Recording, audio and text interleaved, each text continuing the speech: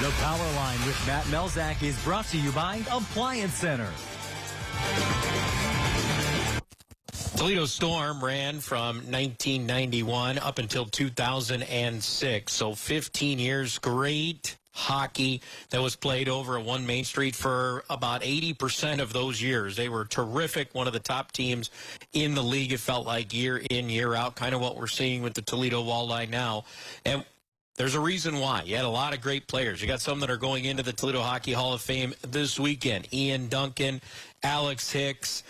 You got on the coach side with Claude Noel. Remember, he's a great player for the Toledo Gold Diggers. He also coached this season in Toledo 2002, 2003 with the Toledo Storm. They won the Brabham Cup, did get eliminated in the playoffs, but they were the top team in the regular season that year. And you don't want to forget about the other guys going into the Toledo Hockey Hall of Fame. Jeff Lurg will be the second player in a Walleye uniform to go in, and Barney O'Connell, back from going back to the Mercuries, will go in as well. Into the Toledo Hockey Hall of Fame this weekend. Looking forward to that. Also looking forward to the Storm honoring weekend that Joel was just talking about. So on my power line, I'm going to give you some of my favorites from the Toledo Storm days. I'm going to start with the Diesel himself. Mark Deasley scored the game winner to win a Riley Cup.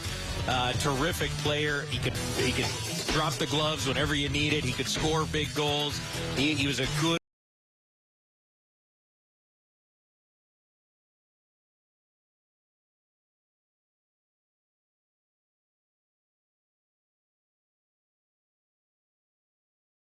all-around player, but man, he could just punish people if he wanted on the physical side.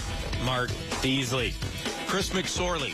I know he's not a player. He's a player for the Gold Diggers. Terrific coach for the Toledo Storm. He was the guy who was behind the bench for those back-to-back Riley Cup championship teams. He had a lot of really interesting ways to run a team, but they worked. And then finally, you got to highlight the guy who is the all-time everything for the Toledo Storm, and that is Rick Judson. Hopefully, we'll see Rick in the broadcast booth for the Walleye games coming up soon after his car accident back in the fall. But I know he's doing a lot better. But, man, what a great player he was all the way through. And you know what? If he didn't come back and play a little extra in the mid-2000s, he probably would have finished his career being a point-per-game player in the Toledo Storm history books. But still, I mean, over 450 points in his career with Toledo. Great player.